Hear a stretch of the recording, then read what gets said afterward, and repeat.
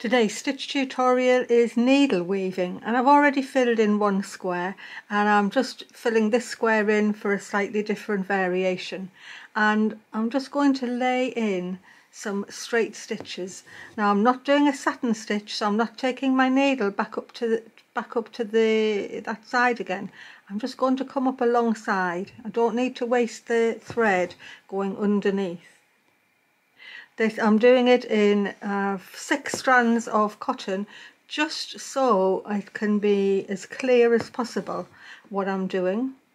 Quite normally this would be done in crewel wool or less strands of cotton than this, but I thought if I went up to the biggest amount of strands and a bigger needle, it would be more clear what's happening.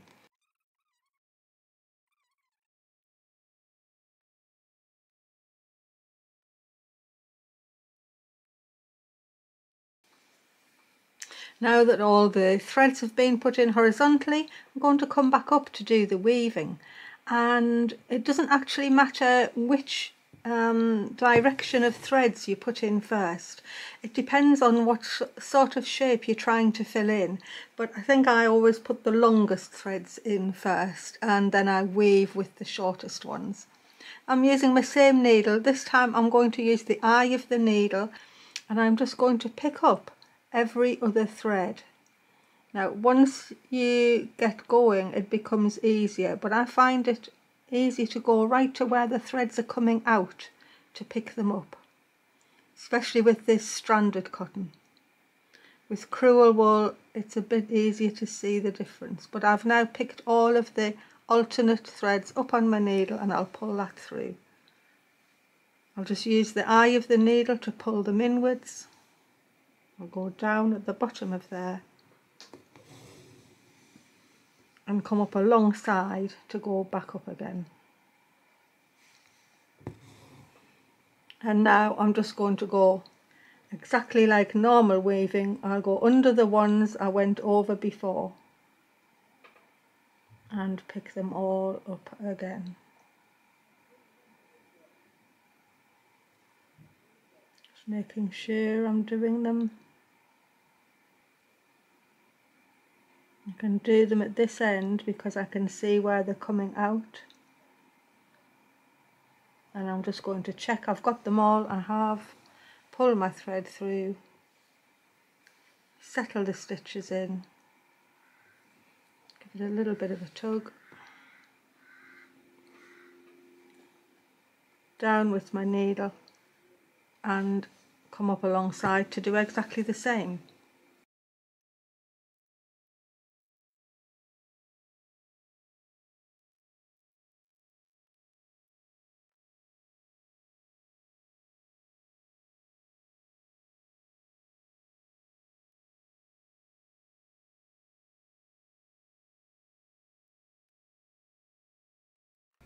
Now I don't just have to do a one-on-one pattern, which is that over every single one.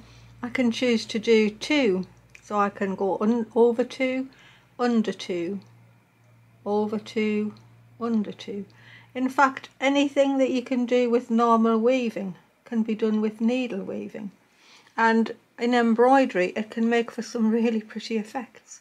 So I'll try the under 2, over 2 one. So here we go, picking up just the same, under and over,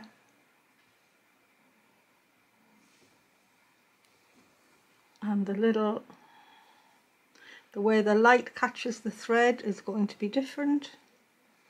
And of course when this is done in crewel wool you get such nice effects. Go down there.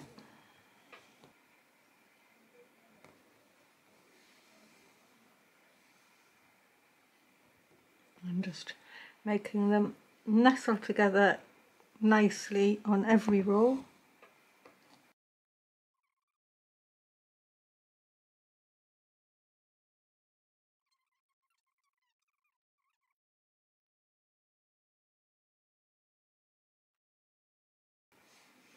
As you get your shape filled in, you'll feel that the original threads you laid down will start becoming tight because they're getting taken up by the travel of the thread going under and over, but it just brings a nice flatness to your weaving.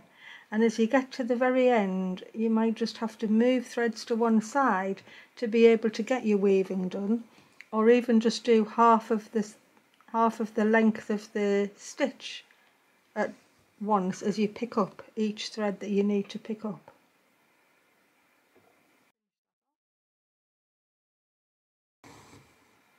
I'm coming up on this little one with a contrast colour, and so this is going to make such a lovely effect. I'll start as in the top one with a 1 by 1 weave.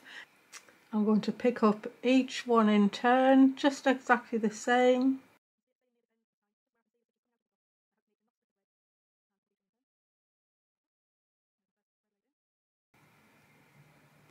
Down to secure it, and up straight away alongside. Now if you're doing this on an embroidery and you're just filling in a little space, sometimes it's easier just to go back to the start and do the weaving in the same direction.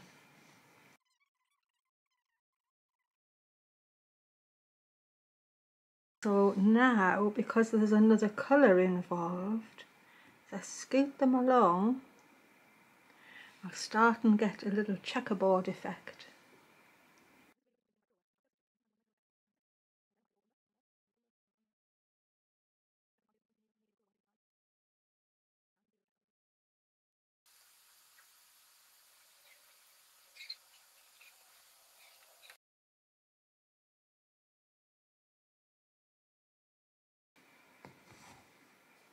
And again, there are different effects dependent on what you do with your contrasting thread.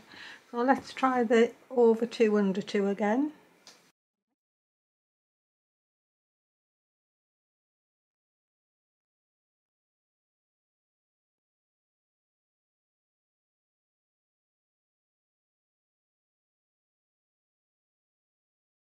But what if I do the same thing twice and make bigger blocks?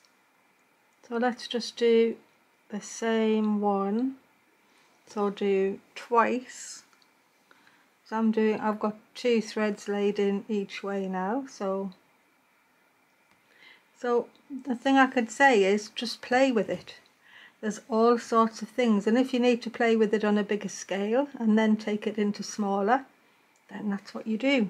You just have a play around and see all the different things, or look at weaving patterns, because anything you can do there you can probably do with needle weaving.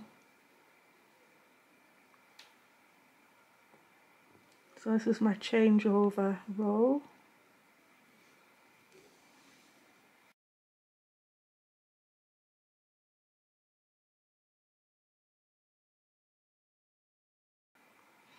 I hope you've enjoyed that and it's given you some ideas to have a play with needle weaving.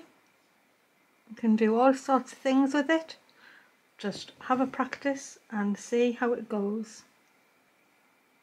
There are more stitch tutorials in a little playlist on my channel if you want to have a look at them, and please like and subscribe if you've enjoyed watching. Thanks a lot, and bye from Marion's World.